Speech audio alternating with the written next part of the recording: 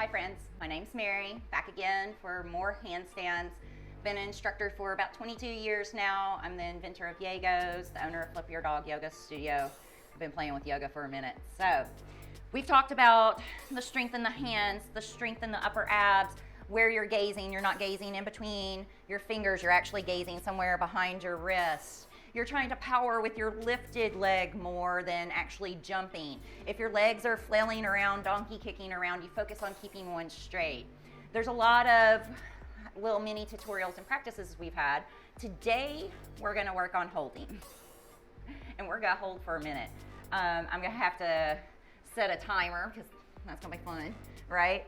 So, one of the things that ends up happening is that we can get to the handstand, but we can't hold it. So we need to build some strength to that. So those of you who know how to do the half handstand off the wall, you can do that. You can hold plank. That's a good thing to hold.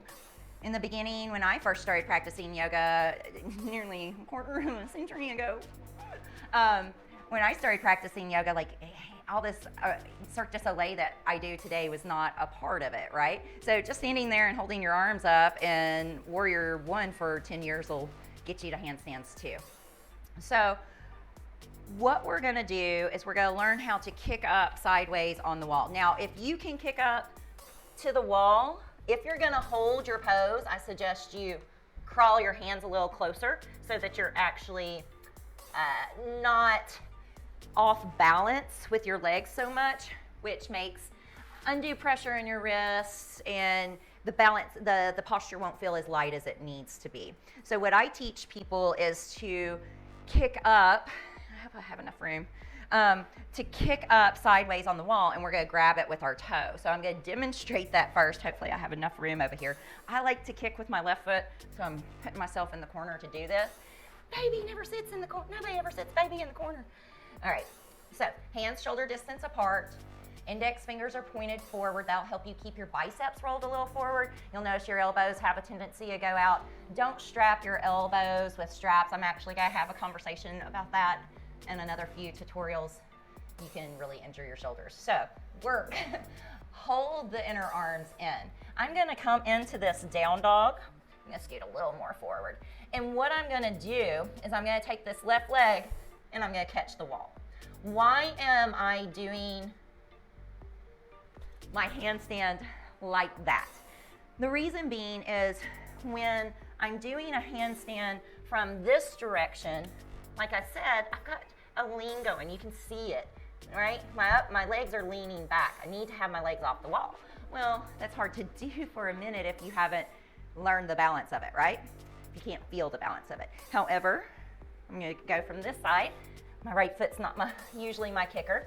I'm gonna take this right foot and I'm gonna grab onto the wall. Now I'm more center. So when I hold for a minute, it's not going to feel as heavy as if I'm out of alignment. One of the ways that you know you've nailed your handstand is when all of a sudden it feels super light. And that's when people get scared and fall out of it because they feel as though it's a lack of control when it's ultimately lightness in the pose. So I am going to set a timer and I'm gonna hold this. Okay guys, I'm gonna have to hit the start button once I get up. All right, this should be fun. Move my Yegos out of the way. Remember, if you want to do the standing L on the wall, plank, whatever it is that you feel like you've got some weight in your upper body, do so. I'm putting my hands down. I'm gonna put this here so my alignment can be nice. Get ready, get set, and go, guys. Find your handstand. So while you're here, let's focus on pushing the floor away, reaching the hands through the mat to push the floor away, drawing the upper abs in so you don't feel compression on your shoulders or on your wrists. So use your upper abs to lift out of your wrist. Use your toes to reach to the ceiling and breathe. We're almost there.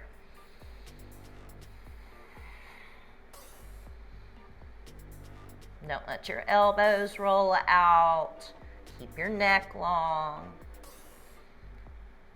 10, 9, 8, 7, 6, upper abs, 5, 4, 3, 2, and 1. Done. If you're doing handstands, go ahead and allow those wrists some love, right? So they've had compression back this way.